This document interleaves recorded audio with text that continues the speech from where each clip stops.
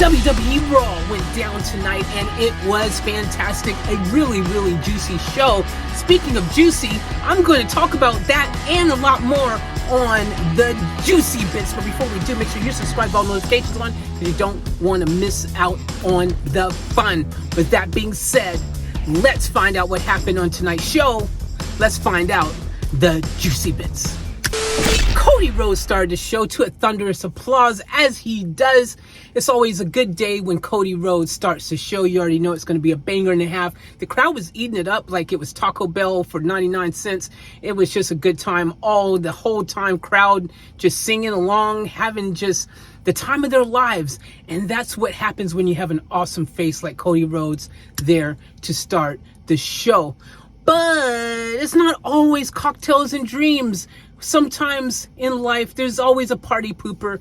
And in this case, the party pooper's name is Finn Balor. I mean, he interrupted basically a striptease that was going on by Cody's throwing his tie and clothes out to the audience. And the crowd's getting all antsy and was whistling and stuff. So, yeah, well, you just broke a lot of people's dreams.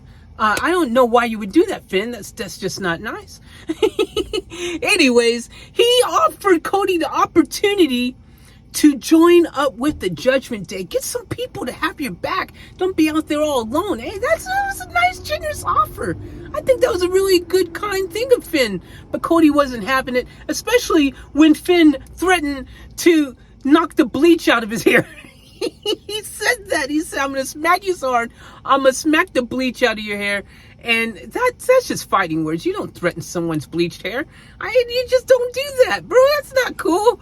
So anyways, that set up a one-on-one match. We will talk about that later on. So you need to keep it locked and loaded with all notifications on, because you don't want to miss out on the fun now that Cody Rhodes is medically cleared. So yes, there is a match, Finn Balor and Cody Rhodes. And yeah, it went down. It was juicy.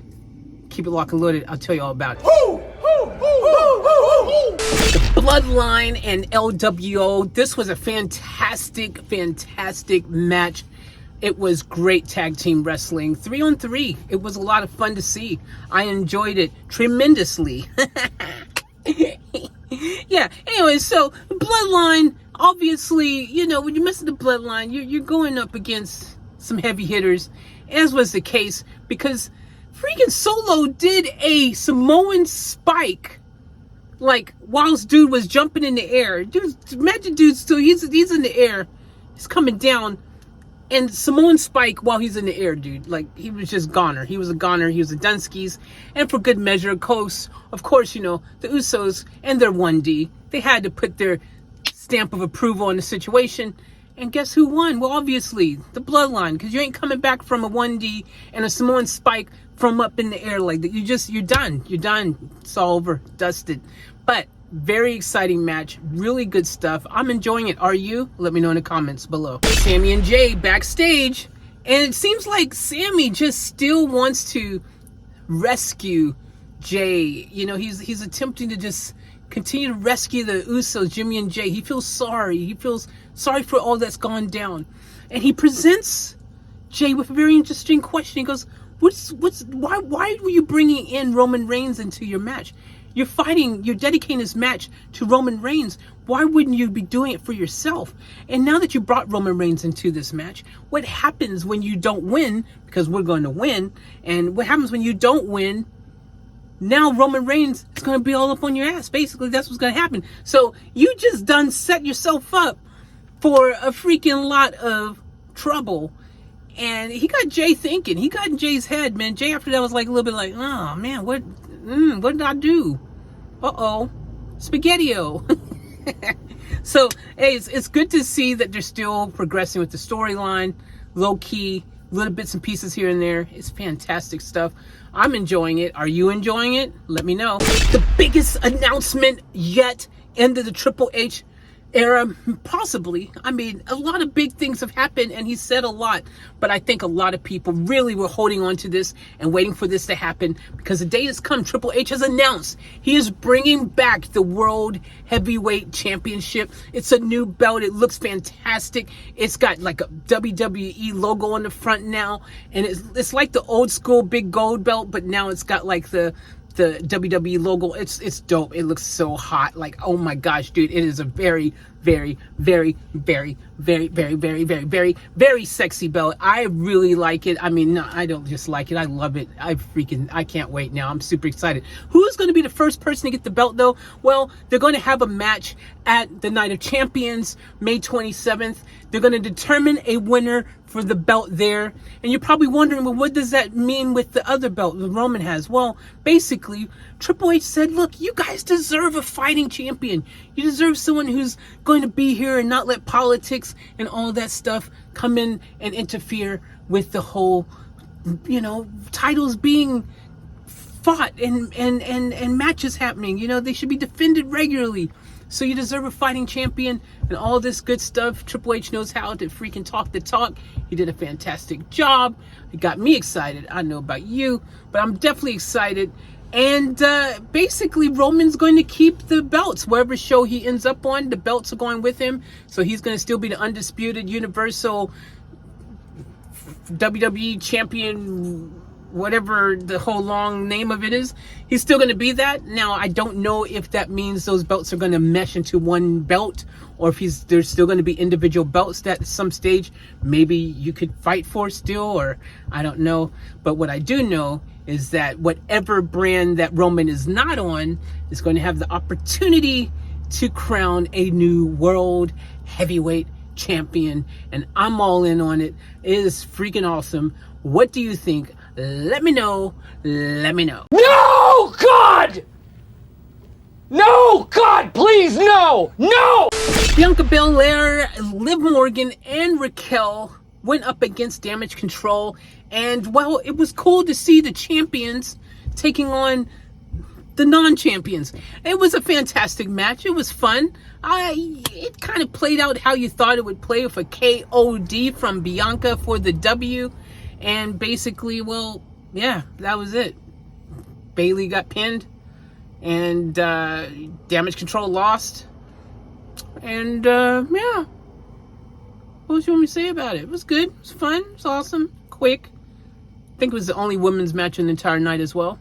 But hey, it's only 3 hours. Can't squeeze everything in 3 hours, right? That's what she said.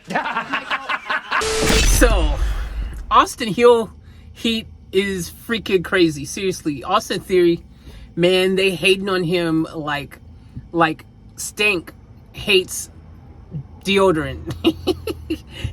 he's getting some mad heat. I mean, the crowd just boo. It's just a boo fest every time he comes out. He's still talking like he's the greatest thing since a bag of potato chips.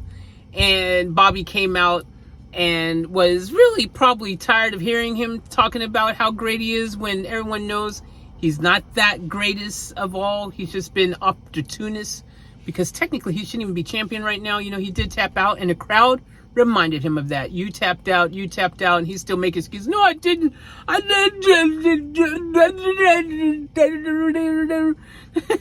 Anyway, so one interesting thing is Bobby actually confirmed that he's the one who requested a triple threat match. So, mystery solved. It was actually Bobby Lashley who made that match a thing.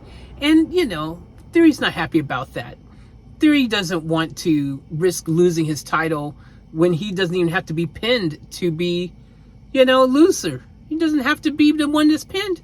So that's a hard life, and he's complaining about it. And Bobby says, you should be eating up these opportunities. You shouldn't be running away from them, and called him a coward and all kind of stuff. Basically that's just really what went down. One of the best lines in this whole exchange, though, is when Bobby says that, hey, I'm good at requesting matches. I'm good at that. When he was the one who was responsible for getting the triple match to happen. And Austin just roasted him bad. Says, oh, if you're so good at requesting matches, where was your match for WrestleMania? burn. That was so good. Oh my gosh, dude. I was laughing so hard because that was solid. And Bobby after was kind of like, and you could tell he was like, damn, he got me. And then he finally goes, I should just smash your face in for saying that.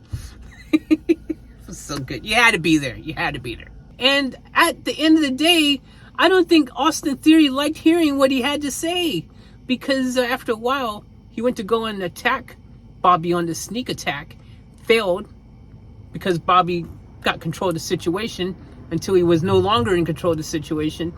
Because, yeah, well, let's just say someone by the name of Bronson Reed. You guys know that guy, the big guy? Yeah, Tsunami. Speaking of Tsunami, let's just say that somebody is feeling a little flat today. I'm just saying. And it's not Bronson Reed, because he's the one with the tsunami. But yeah, it was at the end there. It was kind of funny because Austin thought that Bronson Reed was helping him out, who had, and thought that Bronson had his back against Bobby, helped him do this really cool move where he's like, he's got Bobby's arms, and like, so Austin's holding Bobby's arms like this against the post, and then Bronson comes up from behind him and pow, and just smashed him into the post. That was pretty cool. But ultimately, when Austin thought, yeah, high five, bro, thanks, man, good thing we had each other's back, Bronson took out Austin, and yeah, he did his awesome freaking tsunami, and that's all she wrote. Because when the tsunami comes, if you don't know how to swim, you're floating out to sea.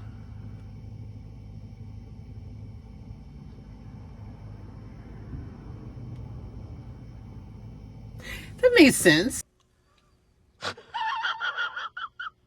Chad Gable and Mustafa Ali had a match, and guys, you won't believe this, but guess who got the W? It was Mustafa Ali. Yeah, Mustafa Ali won in his hometown of Chicago, and that is something we don't ever see happen in WWE. Usually in your hometown, that means you're getting beat down. Ironically, right? You think hometown hero, let's give them the W. Nope. That just means you signed your death wish, bro. So seeing Ali win was really wholesome and good. He beat Chad Gable in his home crowd, in his hometown like that.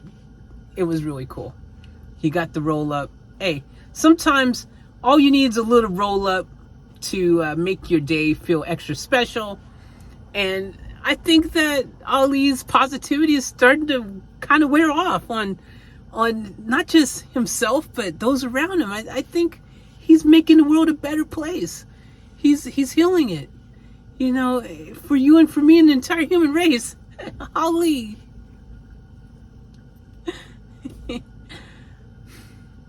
Yeah, all right. Cody Rhodes versus Finn Balor was a banger of a match. You already knew it was going to be, because you got two guys who know how to wrestle and also be a sports entertainer, because they're kind of one and the same in WWE world, but you need to still know how to do them each, because if you're not entertaining and you're not a good wrestler, well, you're probably not on TV. So the fact that they're on TV means they're doing something right, and I gotta tell you, it was a fun match tonight. Guess who won, though? Yes, that's right. It was Cody. Cody got the W. What else would you expect? Cody hitting a pedigree to show respect to Triple H. That was cool. See him show some respect to Triple H, hit a pedigree. But ultimately, it was the Crossroads for the W.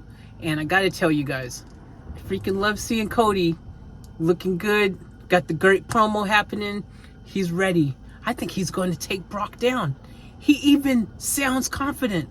He's scared but confident. I mean, you got to believe in yourself. If you don't believe in yourself, who will? So I'm going to say we might get a shock upset, and Seth just might stomp.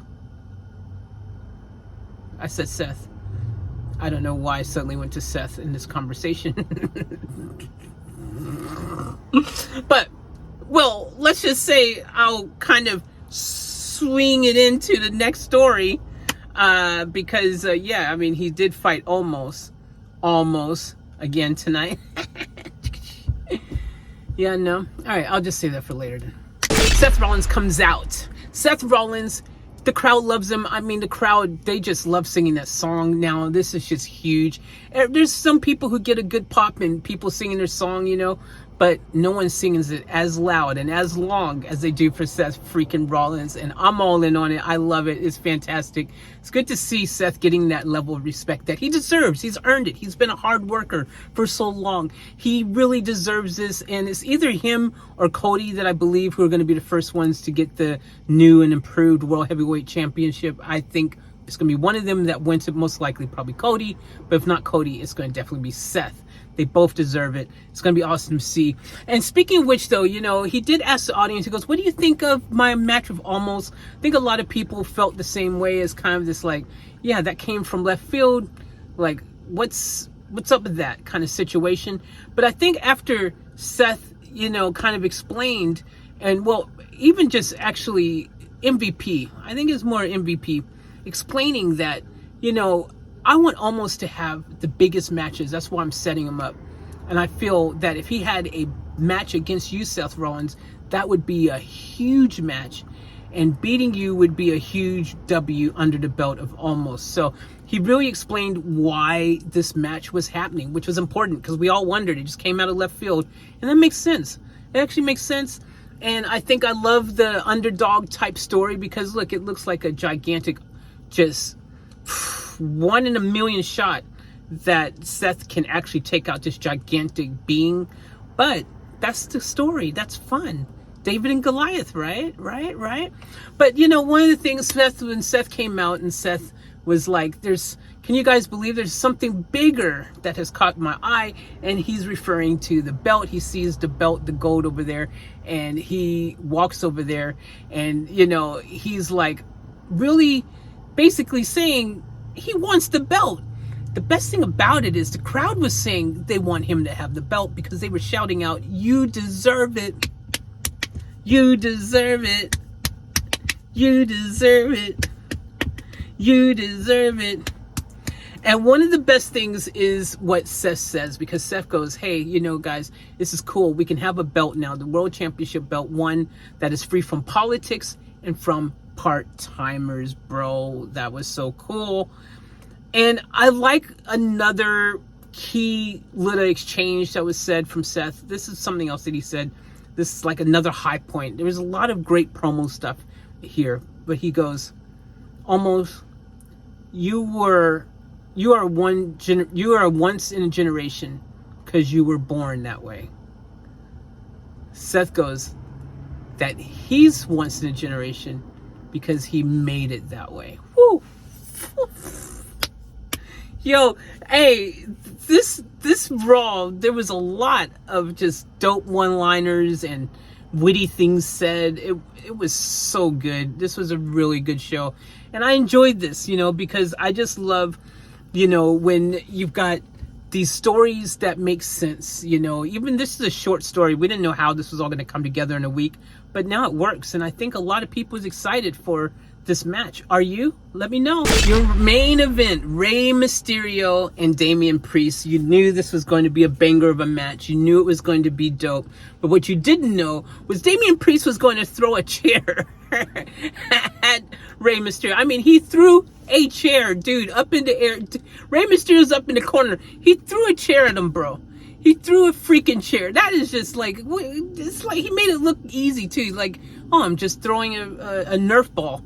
It was crazy. And so needless to say, well, unfortunately he got DQ'd because of it. And that meant, well, he was now free to just beat Rey down since he's already been disqualified anyways. So as he goes to give Rey yet another beatdown, because Rey's been taking a lot of beatdowns over the past freaking few months. Well, guess who came to the rescue? That's right. If you would have said Bad Bunny, you would have collected $100 and been right on the money, because yes, the Bad Bunny hopped into the scene with a kendo stick and he went kendo crazy all over Damian Priest. Dude, he kendoed Damian Priest like he was a piñata. It was just all over the place. Dude, he was spanking that booty like it was freaking Judge Judy. Okay, that just rhymed. So just Just ignore that. Just, all right. Anyways, so long story short, after Bad Bunny basically left Damian Priest feeling like he's suffered from a beatdown from King Kong, Godzilla, and Godzuki, he let it be known that I'm no longer hosting the show. I'm going to be now having a fight against you, Damian Priest. It's going to be a street fight. That's right. It's official. Bad Bunny and Damian Priest are having a good old-fashioned street fight at Backlash. Oh, this is going to be juicy. This is going to be so good. I can't wait. Are you guys excited? I'm excited. I think this is going to be a great Backlash. And I think just this next month in wrestling, we have a lot to look forward to, because we're going to get a new champion and got a new belt, and we're just getting spoiled. Thanks, H. We love you. The big question is, what did you guys think of tonight's WWE Raw? Did you like it? Did you love it? Did you want to see more of it? I personally, well, I freaking thought it was a banger and a half of a show. It was super awesome, super good, super juicy, super califactious, actually down and don't you to give me shade of word. But it was really good. If I was rating it, I'm going to be like freaking 9.3278, 0.3 and a quarter pi square out of 10. Yeah, that's right. That's my score, and I'm proud of it. I back it 100%. So I think you should tune in and watch it if you haven't already. At the very least, go over to WWE's channel and watch some of the clips there. Show them some support. Give them a subscribe if you haven't already. Speaking of support, hey, you can give me a subscribe too if you want. I'm just saying, because why not? It's free, and it helped me a little bit, you know. Maybe give me a thumbs up, comment, tell me, you know, I'm funny or something, even if you don't think so, because it just helps with my with you know, my confidence. Anyways, thanks for watching. As always, remember, join fullest, keep it off tap. We're out.